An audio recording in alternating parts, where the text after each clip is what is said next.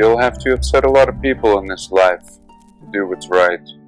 And surely love or hate will be our downfall, being attached to what others think. And if you think anything in this life is by chance, random, coincidence, then you're either blind or willfully ignorant. Welcome.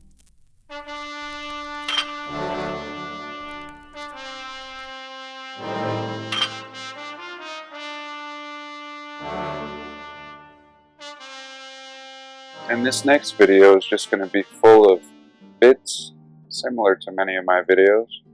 And I'm going to open up with this coin that I featured in a past video. This past video was really just showcasing a lot of Martin's fine work at Flat Earth British. And here what we can see is this amazing coin. Here, a coin in which the date is left for interpretation, either 1669 or the letter I, 699, leaving a 1,000-year variable.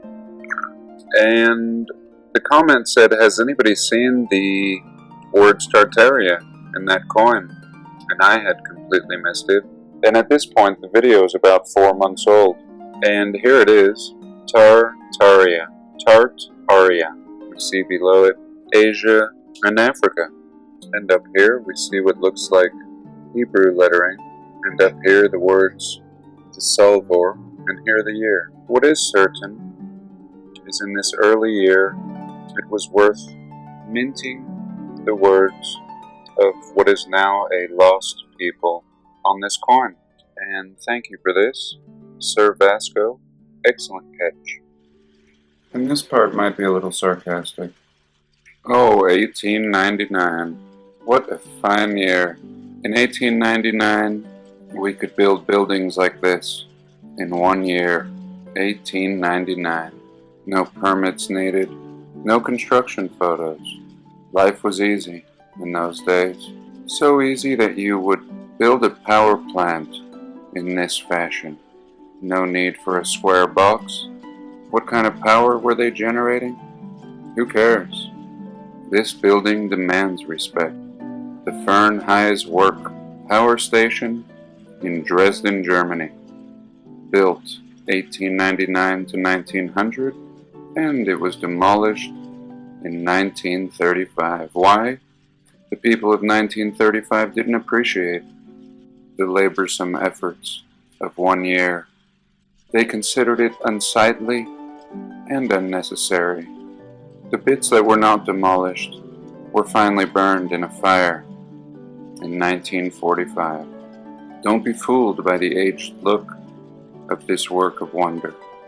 The aging process was added to this construction as a final detail.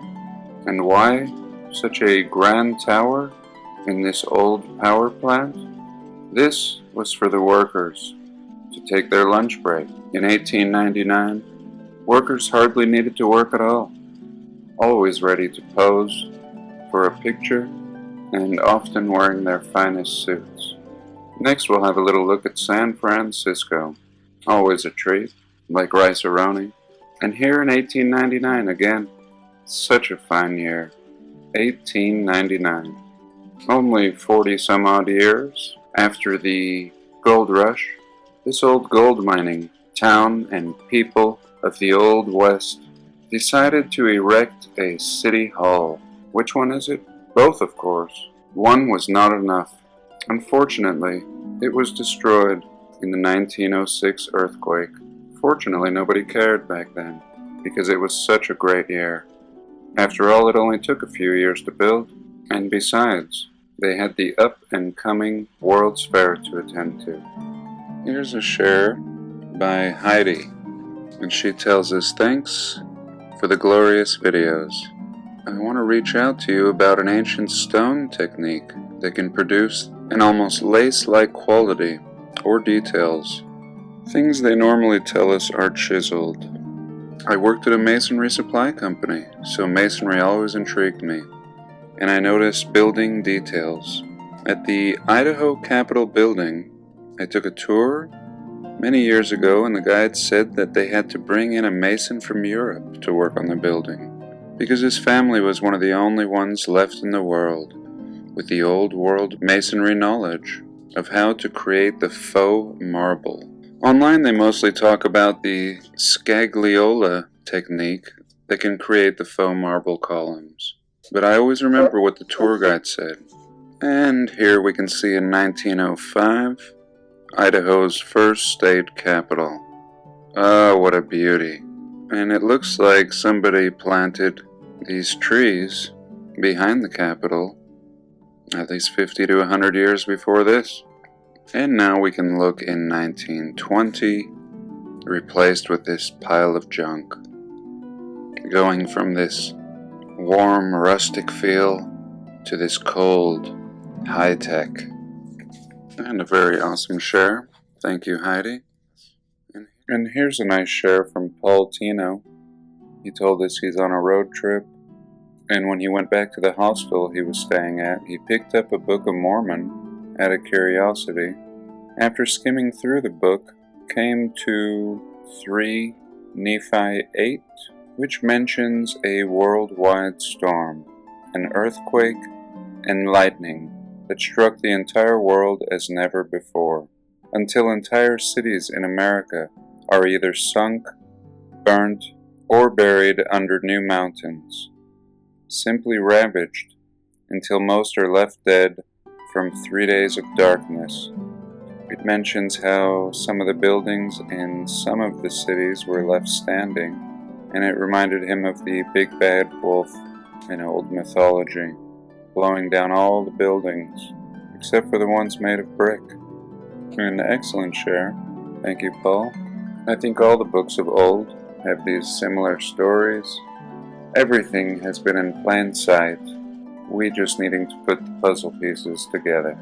So strange that it would be our generation, and when I mean our generation, I mean everybody watching these videos, existing in this time and space. And this was a very interesting share.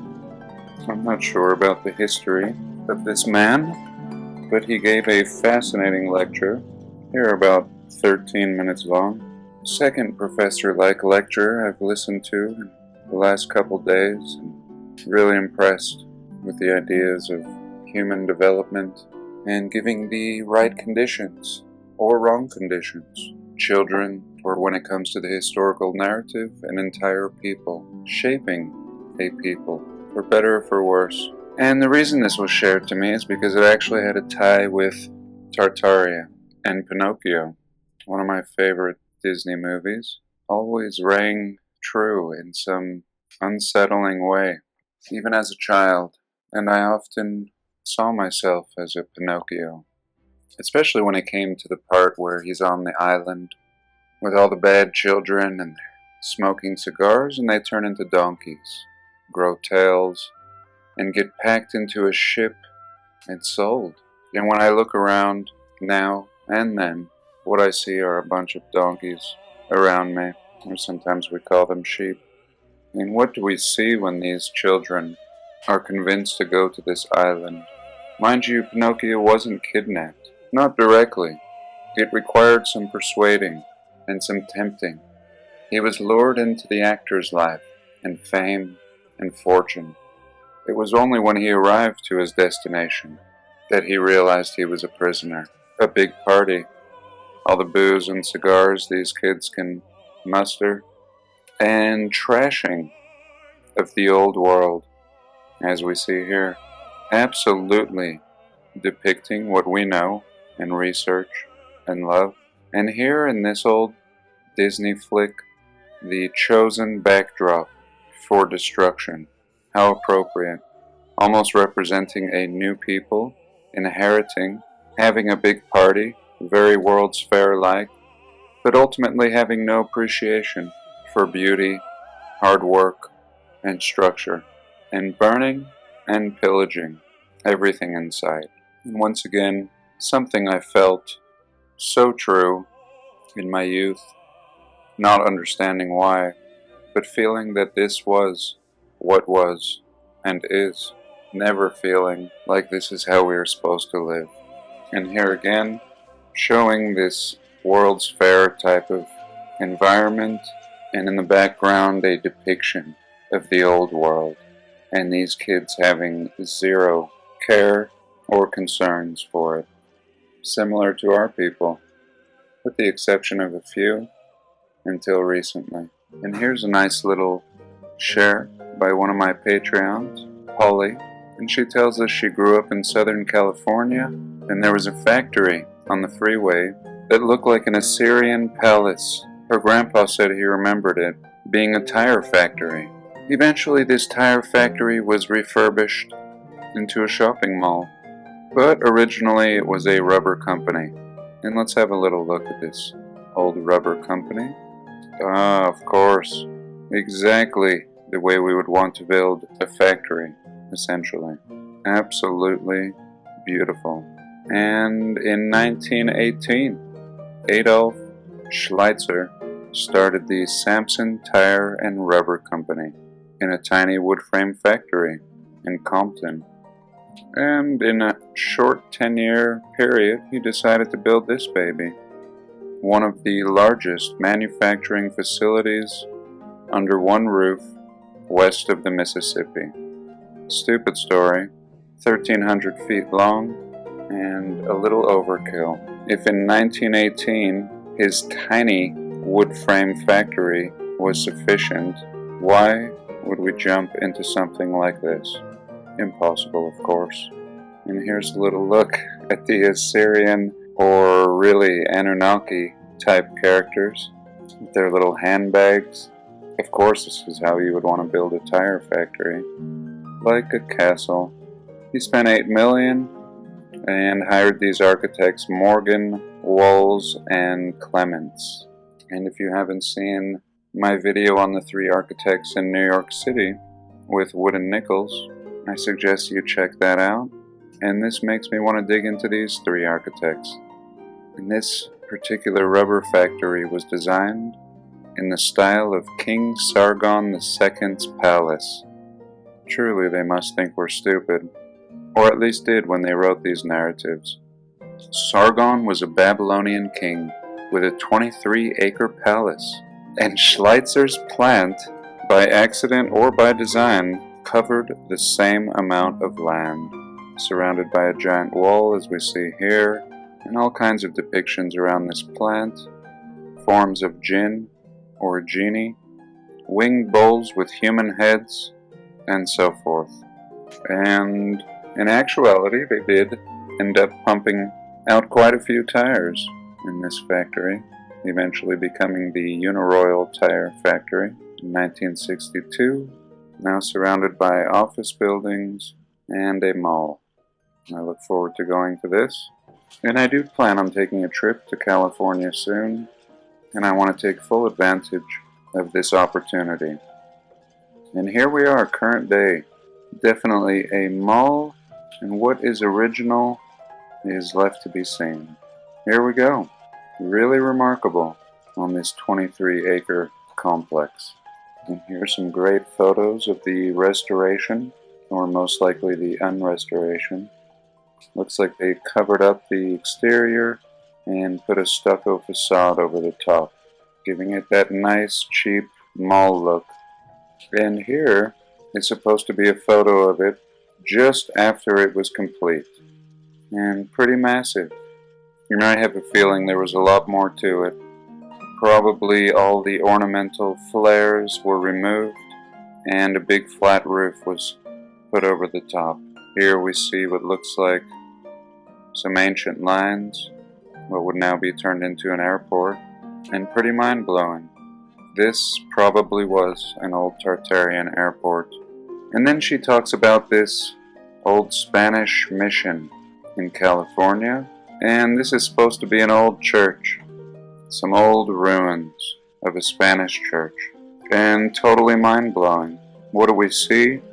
Brick going way too far underground, further than necessary, really lending to the idea that there is a city buried under here. Truly some old ruins. And here we can have a little look in modern times of ruins in California. Absolutely mind-blowing, beyond the abilities of Spanish missionaries. Here we can have a look at a missionary on the far left side. And what do we see here?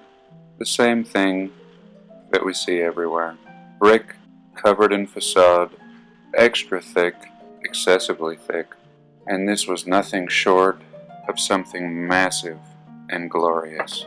Here a little close-up, and here's what it looked like when they found it. How it could end up in this condition from when it was built by the Spaniard missionaries is beyond me, if I'm trying to follow the narrative, of course. And a fascinating share. Thank you for this, Holly. And I've recently subscribed to a new channel, as seen here, another urban exploring channel, and I just love these channels, really tying into our research beautifully. And all these channels providing a lot of the boots on the ground research that we need. And here, just a treasure trove of sites to explore. Here we can see an abandoned railroad building. Here the Scott Tower in Massachusetts. And here a castle-like tower in the background called Mount Greylock. And this beauty, the Majestic Theater. And not only am I sharing these with you, but referencing them for myself. I'd like to dig into all these. This one I did a bit, just mind-blowing. Here the Penhurst Asylum. We love our asylums. Way over the top, totally unnecessary. And it just goes on and on. I encourage you to check them out. And of course do your own explorations in your particular area. And here I wanted to show you this one. Looks like they posted it about 2 years ago. Civil War ruins. The Battle of Shepherdstown. And these buildings are older than the trees around them. In complete ruins, looking like the base of the Towers of Bologna. And I know the feeling that I would get exploring such ruins, especially trying to make sense of things, using the historical narrative as one's only reference, and just not making any sense. Of course, these ruins being by water, and just way over the top. This is not some Civil War construction. Are you kidding me? This baby clearly goes down further and went up much higher. A massive tower in which we're only seeing the remains of. Brick with a facade covering. And all along the water's edge, building. And really just out in the middle of nowhere. These are as good as ruins get. And I really love the reaction of the Urban Explorer channels. Once again, you can hear the shock in their speech as they try to understand what they're seeing. And this was the case with this mud-flooded window here. How do you explain something like this historically? And this is our true history. And here they just keep on going up the hill, just deep out into the woods, and stumble upon this ruin, again with the entrance buried. And these are supposed to be Civil War ruins, just to remind you. Here's a little look on the inside, and they were absolutely blown away by this. The truth revealing itself, even without any historical context. They knew very well that this structure continued and had been blocked off, and the inside just packed with brick, meters thick, in complete ruins. And they continue walking behind it and realize that this whole hillside is actually the structure, completely buried. And here we are on the back side. We can see mud-flooded windows on the side down there. Here's a better look, and what looks like columns, and truly the remains of what I think was the Star Fort builders, which I'm also coming to understand must have belonged to the people before all of these glorious structures we see on ground level. And this was the first reset in our recent time. And everything being inherited and covered and repurposed with facades built on top of the old, and then again another reset. And finally we arrive with two unexplained eras surrounding us, one in plain sight and one buried under our feet. And as always, I salute anyone, and in this case this channel, for going out and doing what, in my opinion, is modern day archaeology. We have a lot of catching up to do. So that's it. I thank you so much for joining me, and do have a blessed day. Please like, comment, and subscribe.